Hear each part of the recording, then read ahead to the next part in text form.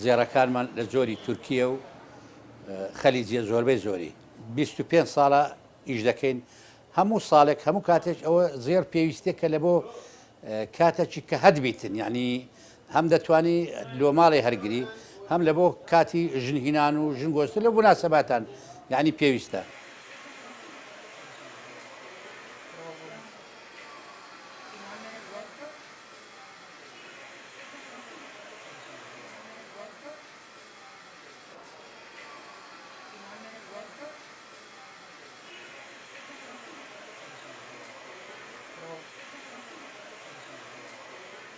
پێشتر بازار زۆر زۆر باش بوو لە چاوی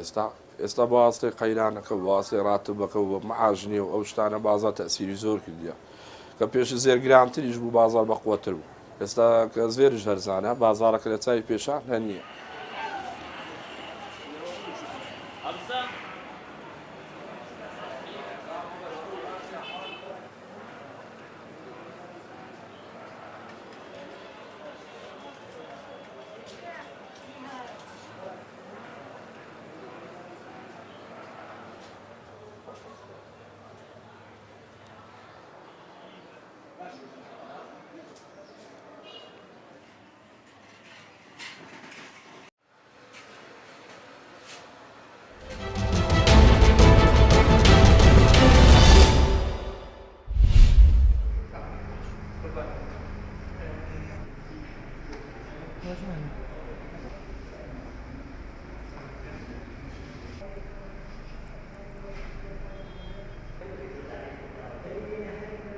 بە 5 ئیش بەشداریم کردووە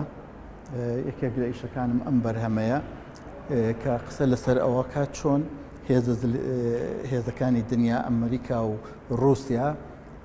ئەیانەوە بەشداری بکەن لەو جوانیان و لەو بەرخودانەی کەوا لە عەفرین بەدەستێنراوە ئەوان بەشێکن تازە لە خاک و لە ئاو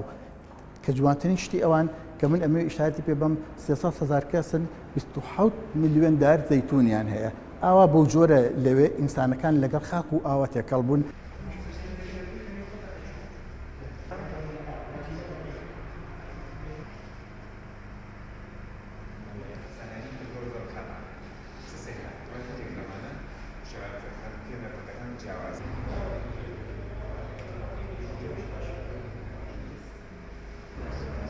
پەیامەکە خێراترە گەیەنێ لە بەرامبەر هەر نووسینێک لەوەی کە تۆ لە لاپەڕێک کاپتانی پەیامێک بگەینیت بە خوێنەر لێرە تۆ توانی لە ڕێگەی یەک کاریکاتەرەوە هەمان مەبەست بگەینیت بە کەمترین کات واتە هونەرێکی خێرا مەبەست گەیەنەرە. ئێمە هەر ساڵی ڕابردوو کە لە یەکی چوارە کە ڕۆژی درۆی جیهانیە بڕیارماندا بۆ ساڵی 2010 لە هەمان ڕۆژ و لە هەمان مانگە دیداری کاریکاتێری کوردی بکەین واتە ئێمە بتوانین لە هەر چوار بەشی کوردستانەوانە هونەرمەندان بەشداری بکەن.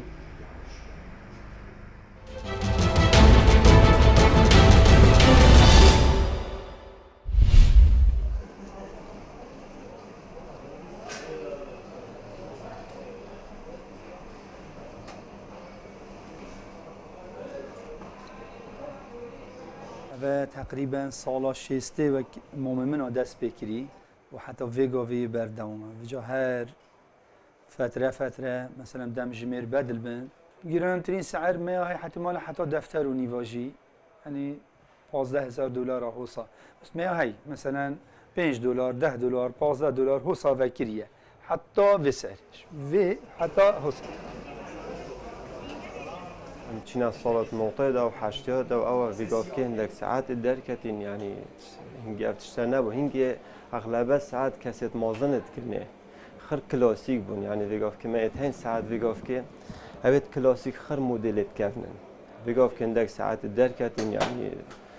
شبابينا أو وكيد بيجن